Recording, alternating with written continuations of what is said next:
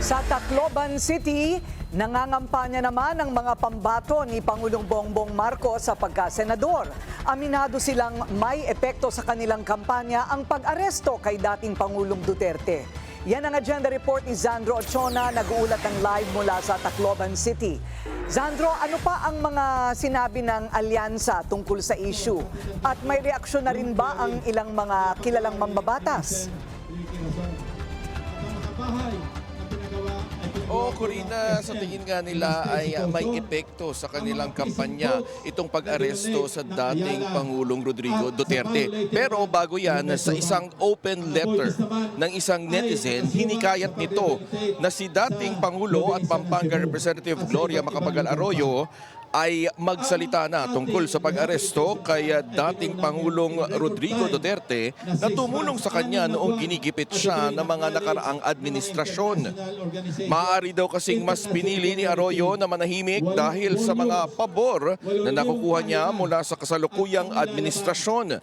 Pero nang tanungin ang mga pambato ng administrasyon na tumatakbong senador, nanindigan ng campaign manager ng alyansa na nakatutok sila sa pangangailangan ng mga Pilipino. Ang alyansa ay nanatiling nakatutok doon sa araw-araw na mga suliranin ng ating mga kababayan, tulad ng trabaho, pangkabuhayan. So yun po ang pinapaliwanag ng alyansa at yun po ang tinututukan natin. Hindi po tayo dapat mawalan ng focus dahil yun po ang mga suliranin na dapat resolbahan para guminhawa ang buhay ng ating mga kababayan. Iba't ibang lalawigan sa ating bansa. Corina, aminado rin ang mga kandidato na may epekto sa pangangampanya nila ang pagkaka-aresto kay Duterte.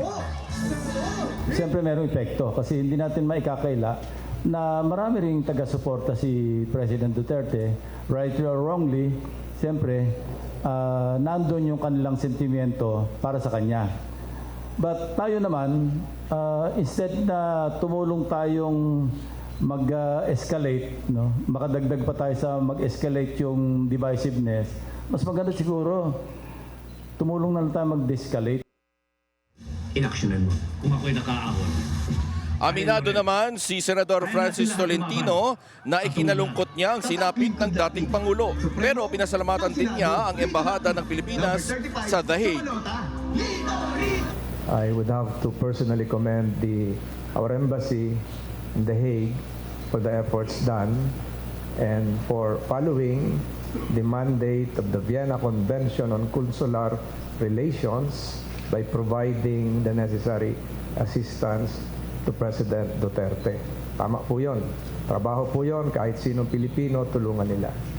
On a personal note, tayo po ay nalungkot din. Tayo po ay nag-alay din ng dasal.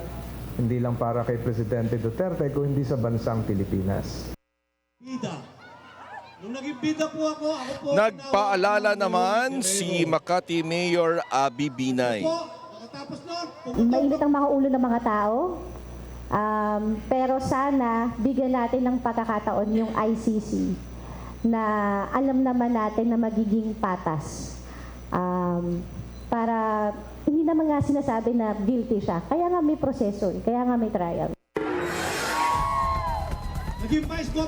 Corina, kanina ay sinalubong ni na Speaker Martin Romualdez at iba pang lokal na opisyal ng Tacloban ang Pangulong Bongbong Marcos. At kanikayon ba ay hindi pa siya nagbibigay ng kanyang talumpati at itong mga kandidato mula sa Alyansa para sa Bagong Pilipinas ang nagbibigay ng kanilang mensahe sa mga taga-Tacloban. Corina.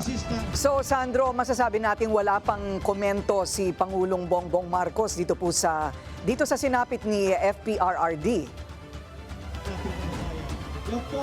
Tama, Corina, yan yung aabangan natin kung meron siyang bagong sasabihin dahil ito rin yung unang pagkakataon na maririnig natin, nakausapin yung sambayan ng Pilipino matapos nga yung naging pag-aresto sa dating Pangulo. At sa talumpati naman ng lahat ng mga kandidato sa alyansa ay iwas doon sa issue kay FPRRD sa The Hague.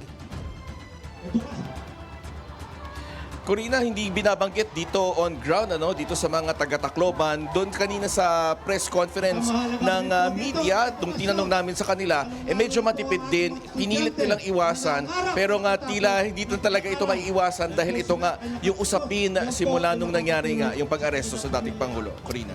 Maraming salamat, Sandro Ochona. Nagulat live mula sa Tacloban.